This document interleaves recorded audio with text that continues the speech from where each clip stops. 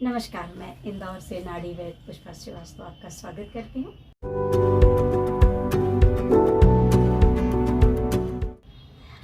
आज ना मैं आपको किसी औषधियों के बारे में बताऊंगी और ना किसी स्वास्थ्य के बारे में बताऊंगी। आज मैं चर्चा करती हूँ अपने जीवन के बारे में। मैं वैद्य तो बचपन से ही थी। मैं जब 4-5 साल की उम्र रही होगी अंदाज से, मेरी पिताजी वैद्य थे और बहुत माहिर वैद्य थे। उनके बारे में तो ये प्रचलित था कि अगर वो किसी को मुर्दे को भी छीने तो जीवित कर दें। इतनी भीड़ लगी रहती थी बाबूजी के यहाँ कि हम लोग बचपन से देखते थे और उनकी मुश्किल से 1-2 रुपया फीस रहती होगी। और हम बचपन में खेला करते थे डॉक्टर। आज भी बच्चे खेलते हैं बड़े शौक से। तो मैं कुछ अपने मित्रों को रोगी बना के और बाबूजी की नकल करके उनकी नाड़ी देख रही थी। उतने में बाबूजी आ गए। हम बाबूजी ही बोलते हैं पिताजी को, माँ और बाबूजी, अम्मा जी और बाबूजी। तो बाबूजी बोले कि बेटा अरे तुम ऐसी नाड़ी नहीं देखो, मैं बताता हूँ नाड़ी कैसे देखते हैं। फिर उन्होंने उस समय मुझे 10 मिनट का टाइम दिए और बताए कि देखो बेटा, नाड़ी है ना, ये अंगूठे के नीचे यहाँ से देखो, धड़क रही है ना, ये जैसे तेज़ी से धड़कती है, आप देखो, इस तरह से तुम प्रैक्टिस करो बच्चे। ओके, बचपन में सीखने की जिज्ञासा बहुत रहती है। तो मैं 4-5 साल की रही होंगी, उस उम्र से मैं नाड़ी देखने में मेरे को बड़ी एक आदत सी पड़ गई। किसी की भी हाथ पकड़ती और छूती, ऐसे तरह। और मैं बाबूजी की बहुत लाडली थी। हम 5 भाई बहनों में बाबूजी मेरे को अपने साथ जंगल ले जाया करते थे वनस्पतियों के लिए, कभी रोगी को देखने के लिए, कभी विजिट पे जाते थे बाबूजी। मैं बाबूजी की बहुत लाडली बेटी थी और बाबूजी मेरे को आयुर्वेद की बहुत सारी चीज़ें समझाते थे, वनस्पतियों के बारे में बताते थे। एक बार उन्होंने मुझे जंगल में ले गए और बोले बेटा इसकी छाल थोड़ी सी काटो। और जैसे ही मैंने छाल निकाली तो उसमें से खून की बूंद टपकने लगी। मैं खूब डर गई। मैं बहुत छोटी थी, याद नहीं, 7-8 साल की रही होगी। मैं बाबूजी के पास दौड़ के आई। बाबूजी बोले कि नहीं बेटा, ये आसन है, ये पेड़ का नाम विजयशार भी है और ये इसका गोंद है लाल रंग का। ऐसे बचपन से ही मुझे कई चीज़ें बताते थे। आज भी उनके द्वारा बताई हुई एक वनस्पति की मुझे तलाश है।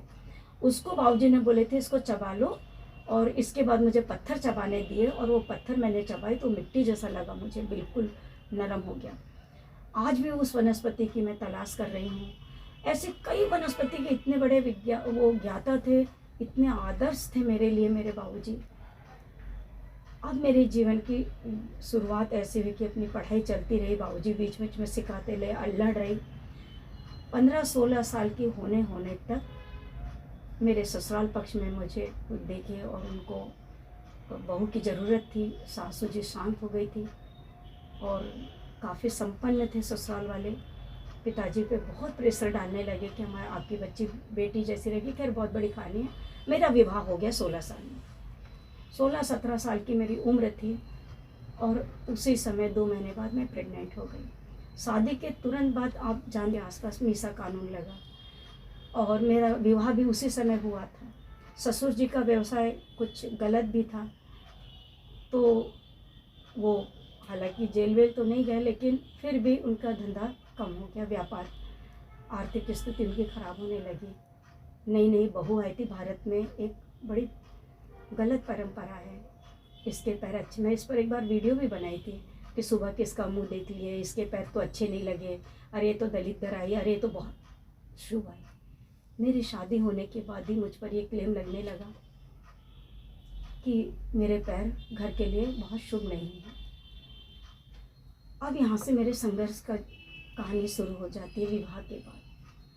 विवाह के बाद परिवार में 7 ये लोग भाई बहन थे। मैं अलग, खुद 11वें महीने में प्रेग्नेंट, बच्चा हो गया, छोटा सा बच्चा, मेरी उम्र बहुत कम और इतनी मानसिक यातनाएं, शारीरिक तो खैर ठीक ही थी, कि कई बार लगा कि मैं अब जीना बहुत मुश्किल हो रहा है, बहुत भारी, इतना अभी तो आप केवल कई बार कभी शब्द नहीं होते हैं बयान करने के लिए। इतनी तकलीफ थी मुझे शादी के 10-11 सालों तक, इतनी। लेकिन बाबूजी इतने आदर्शवादी थे। वो बोलते थे कि बेटा, विद्या एक ऐसी चीज़ है, पढ़ाई एक ज्ञान एक ऐसी चीज़ है, हर परिस्थिति से तुझे उबार लेगी। तू जो बोलेगी मैं वो करूँगी। और भारतीय संस्कार कैसे होते हैं ये मेरे से ज़्यादा कोई नहीं समझ सकता है। महिलाएं कई बार सुसाइड कर लेती हैं पर तलाक नहीं देती है, और भारत में ये सब चीज़ें नहीं होती है। और मेरे तो संस्कार और भी इतने देवता तुल्य बाबूजी ने मुझे संस्कार दिए थे कि जैसी भी परिस्थिति है, बाबूजी का नाम खराब नहीं होना चाहिए मेरे परिवार का। लोगों के लिए 12 घंटे का काम होता है, कई 5 घंटे करते हैं, कई 10 घंटे की ड्यूटी करते हैं। मेरे लिए 18-19 घंटे का काम होता था, और फिर भी मैं पढ़ाई के लिए समय निकाल लेती थी और पढ़ती रहती थी। माफ़ करिएगा, अपने दुख को तो याद नहीं करना चाहिए, लेकिन मैं उन महिलाओं को बताना चाहती हूँ जो महिलाएं आज मेरे जैसी परिस्थितियों से गुजर रही है। वो महिलाएं जरा मेरे बात ध्यान से सुनिए। विद्या एक ऐसी चीज़ है कि आपको हर परिस्थिति से निकाल लेगी, और मैं आपके सामने साक्षात खड़ी हूँ। मैं आज आपके सामने बेटा दुनिया की सबसे सुखी महिला बैठी हूँ। मेहनत में कमी मत करो, गलत रास्ते कभी मत जाओ। समय बहुत बड़ा मलहम है।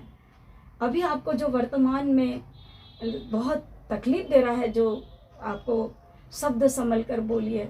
कई बार परिवार के लोग ऐसे शब्द बोलते हैं जो आपके कानों में जहर घोलने जैसे, जिंदगी भर वो शब्द याद रहते हैं। कभी कभी मजाक में बोले गए शब्द भी आपको जीवन भर याद दिलाते हैं, और मुझे तो ऐसे कई शब्द याद दिलाते हैं जो मेरे लिए मोटिवेशनल है। आज उन्हीं शब्दों की वजह से मैं यहाँ तक पहुँची हूँ, और मैंने पूरे भारत में अपनी एग्जीबिशन लगाई। जब परिस्थितियाँ मेरी सुधरती गई, संघर्ष करती गई, विरोध करती गई, सिर पे कफन बांधी, मैंने अपने बारे में 4 लाइन लिखी थी कि बनी रही समीधा तू, होते रहे हवन, पुण्य मिला औरों को, भस्म हुआ तन। अपने लिए जीवन भर आज भी आप मुझे, मेरा एक रूप तो ये सजा धजा आपको दिखता है।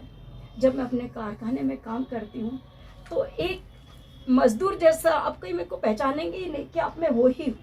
मेहनत करिए। बाबूजी की एक बात मेरे को याद है, आप हमेशा मेहनत करते रहिए। संघर्ष में जीवन आपका जितना भी है वो सब निकल जाएगा। ईश्वर आपको कहीं ना कहीं से आपके कर्मों को देखता है। उन माता बहनों को मैं एक बात और बोलूँगी अपने जीवन के आधार पर, अपने अनुभव के आधार पर, गलत रास्ते पे कभी मत जाइए। मैं हर बार बोलती हूँ, दया धर्म का मूल है। आपके परिवार वालों, कभी बदले की भावना भी मत रखिए, किसी को ताना मत मारिए। घर में कई लोगों की बहुत आदत होती है। मुझे कई अवार्ड मिले हैं, मध्य प्रदेश शासन से, समाज से, इससे उस अवार्डों से मेरा भरा हुआ है। कारण ये रहा कि मैं बिल्कुल अपने कर्मों पर ध्यान देती रही, पढ़ाई करती रही। रिसर्च मेरे आज भी चालू है। मैं जानती हूँ कि मुझे शुरू में कितनी तकलीफ हुई। मैंने बताया कि जीना बहुत मुश्किल हो रहा था मेरे लिए, लेकिन बच्चे भी मेरे बहुत अच्छे निकले, और मेरी पढ़ाई अभी भी सतत जारी है।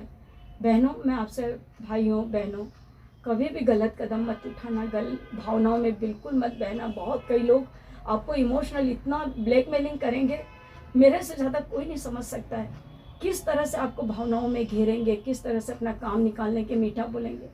टोन से आपको समझ जाना चाहिए कि ये कुछ अपना मतलब निकाल रहा है। इसलिए आप पढ़ाई करते रहिए। पढ़त पढ़त ज्ञान के जड़मति होए सुजान। ज्ञान ऐसी चीज़ें आपको हर परिस्थिति में निकालेंगे। और बाबूजी का एक डायलॉग मेरे को जीवन भर इतना मोटिवेट करता रहता है कि बेटा, संतोषी परम सुखी। और मैं आपसे भी बोलती हूँ कि आप संतोषी बनिए। संतोषी परम सुखी हुआ। अगर आपके मन में संतोष नहीं है तो महल, राजा, रजवाड़े सब आपको दुखी देंगे। आपकी ख्वाहिश कोई पूरी नहीं कर सकता है। ज़रूरत तो आपकी एक फकीर की भी पूरी हो जाती है, लेकिन ख्वाहिश राजा महाराजाओं के भी पूरे नहीं होते। संतोषी बनिए, कर्म करिए, दया का भाव रखिए।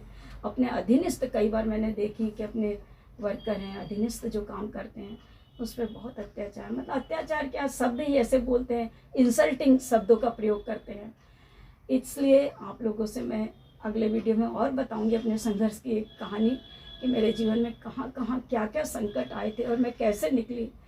मैं अपना यही वीडियो समाप्त करती हूँ और आपसे प्रार्थना करती हूँ कि आप अपने जीवन को ज्ञान की तरफ मोड़ दीजिए, संतोषी बनिए, आप सुखी रहोगे। मैंने बताई ना, आज आपके सामने दुनिया की सबसे सुखी महिला बैठी हूँ। मैं हमेशा अपने वीडियो में बताती हूँ, प्रथम सुख निरोगी काया, दूजा सुख घर में हो माया।